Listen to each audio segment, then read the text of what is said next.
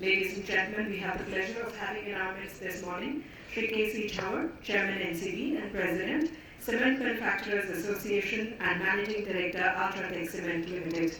May I now request him to kindly share his perspective on Indian cement industry, future outlook, challenges and opportunities.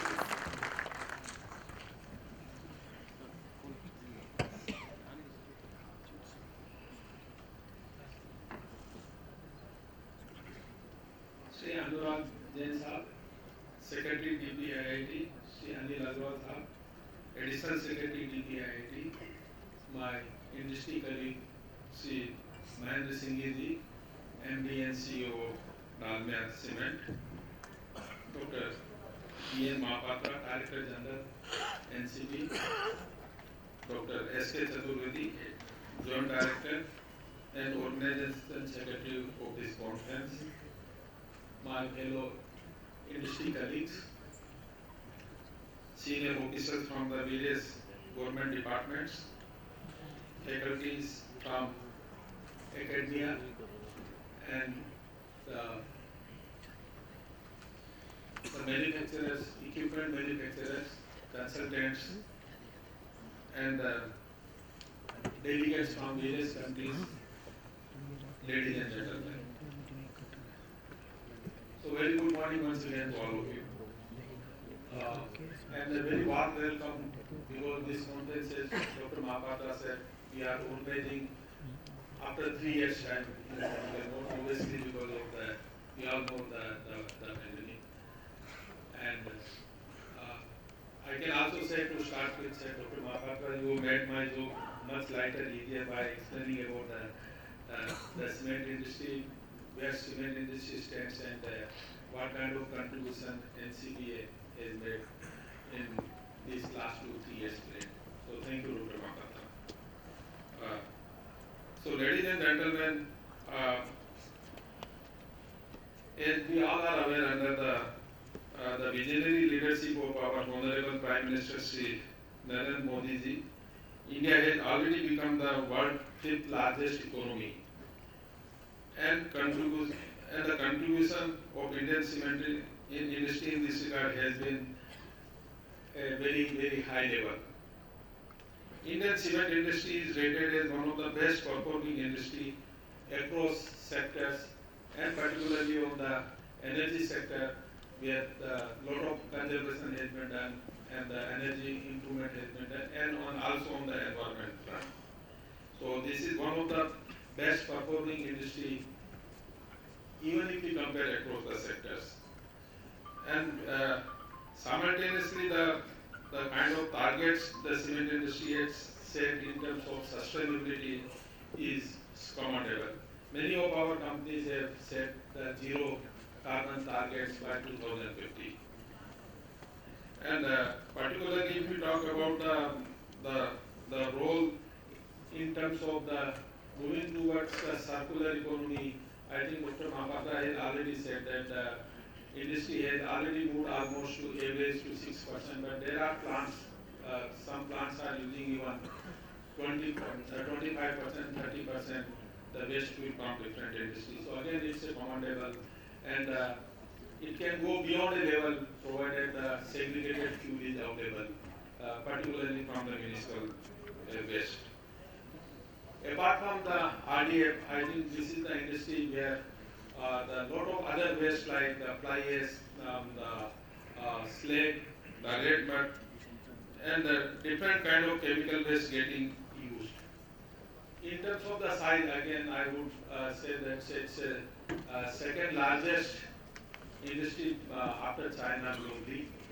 And in terms of size, almost the cement industry has a 600 million ton capacity, and production is somewhere about 365 million ton capacity. It's a huge spread. Cement industry has almost 150 integrated cement plant across India in every corner, in every part of the India. And we have almost 120 grinding units and maybe a number of bulk terminals. So I think it's one of the largest employment generating industry in the country. Again, on the energy front, I think the cement industry is one of the best, even if we compare globally. Some of the best plants are even now having the fuel consumption somewhere in about 685 kilocalories per kg of clinker, power consumption maybe 65. And if we talk even average the consumption of fuel, still it is at a very moderate level of 720 kilocalories and the power of 76 kilowatt per ton of cement. So I think a lot of work has been done as far as the energy conservation is concerned by the cement industry.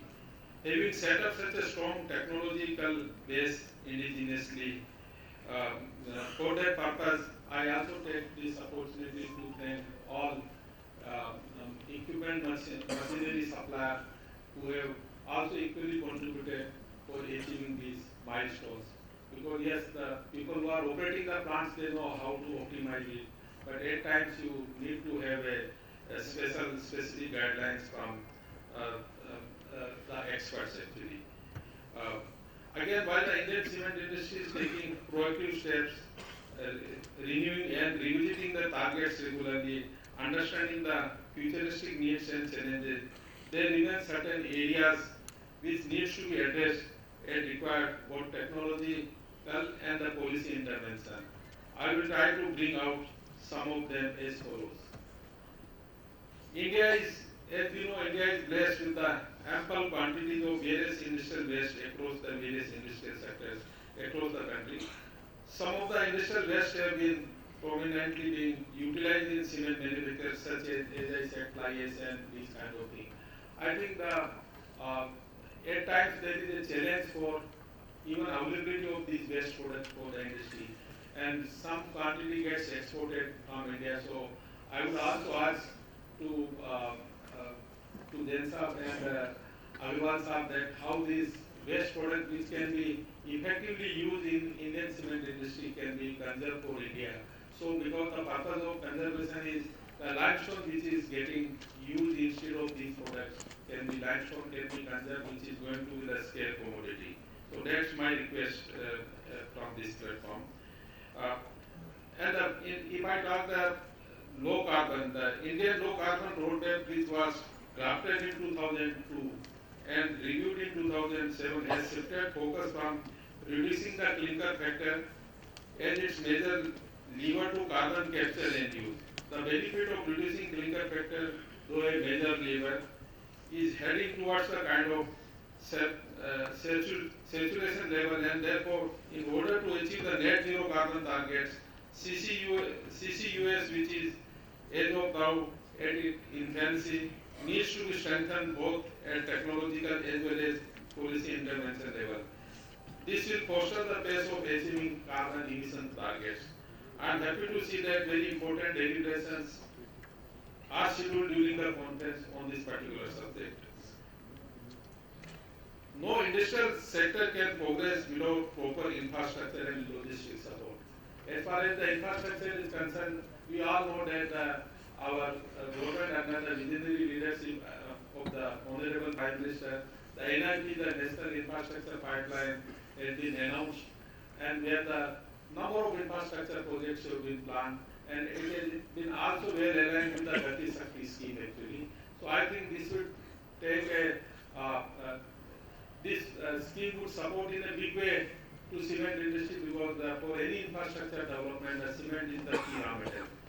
And recently, the government has also announced the national logistic policy, and the logistic policy is very critical and important for the cement industry point of view, because the 30% cost of delivered cost of cement to the customer is contributed by the logistic cost, and there is a huge opportunity to optimize and bring down this logistic cost.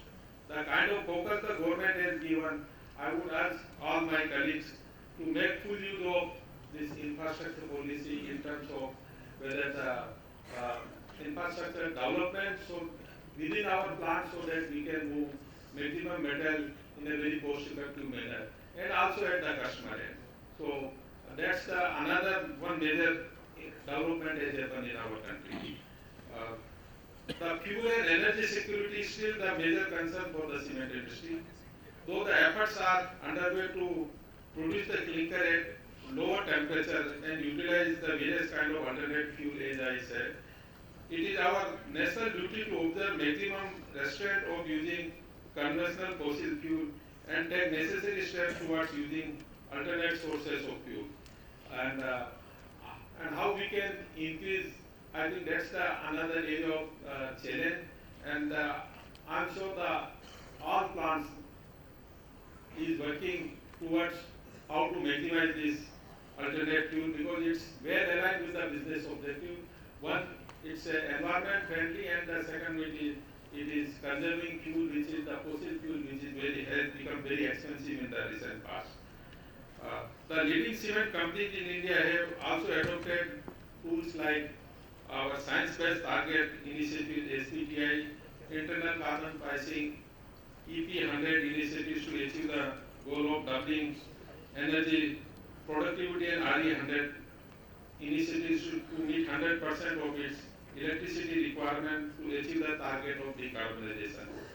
Having highlighted these major issues which the Indian cement industry is facing, it is not out of place to mention that industry is currently operating around 65% since more than a decade.